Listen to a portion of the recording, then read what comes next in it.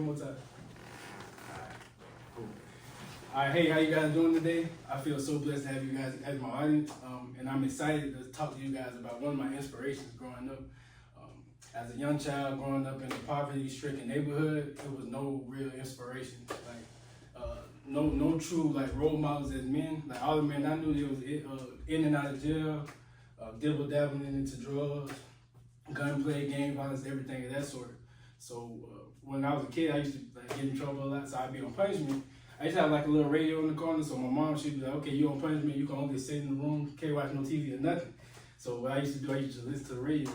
And right here, what I got is I had this CD, the little cassette tape, an A and B side cassette tape, and this is Tupac real handwriting. This is his actual the writing for the cassette tape, and I used to listen to this tape all the time. I was so amazed because some of the songs on there, it was different from regular hip hop. As we know it today, regular hip hop is all about negativity, drugs, violence, degrading of our women, everything that sort. But Tupac, he was talking about a lot. He took a lot of a big political stance on a lot of things. He looked at stuff that wasn't right. He spoke on it. So I was hooked ever since.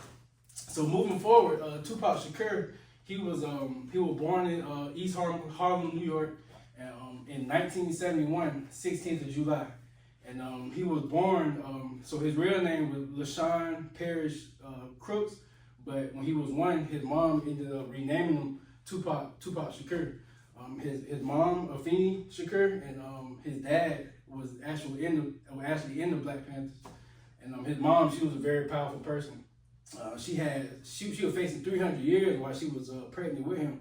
So she was in jail with him, and the charges was they was threatening to attack a police station, plenty of bombings, conspiracy to murder, everything of that sort. So she was dealing with that while she was pregnant with Tupac.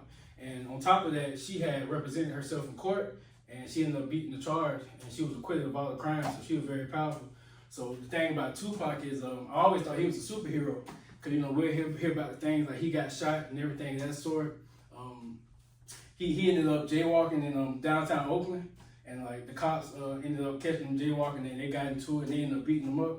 And I got a picture of that, of how he was looking when he got beat up. Right here, this is how he was looking right here. At this time, he was on MTV. He was already a top hip hop artist, but that lets you know it can happen to everybody. But every time these things happened to him, he just came back stronger. He still took a political stance. He was foot on ground in the hoods in his community, speaking up to young kids, trying to make them, upcoming and be real successful like him. So it was crazy to see that. The thing I love the most about Tupac is that he took the negative and he always made the positive, and I love that about him. The word NIGGA is a word that most people don't agree with, but in our community we love to use it. So he took that word, he made it into an acronym, NIGGA, never ignorant, getting goals accomplished. He made it positive. So when some people look at it that's just a negative term, he turned it to a positive. And then on top of that, he had Thug Life right here. There's another picture right here. He had Thug Life. Give me a second. Across his belly, right here. This is what he wears positive.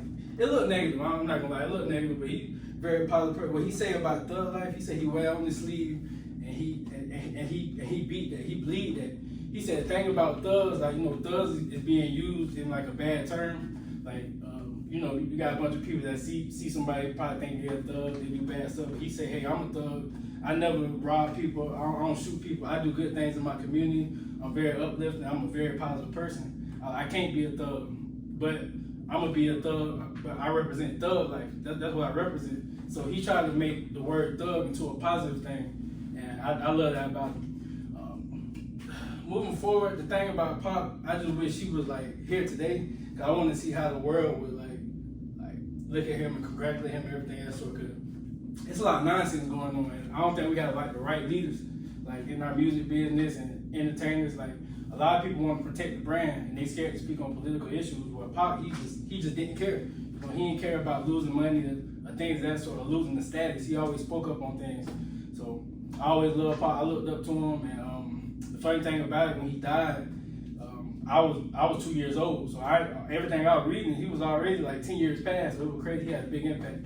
But hey, I thank you guys for joining me today. God bless.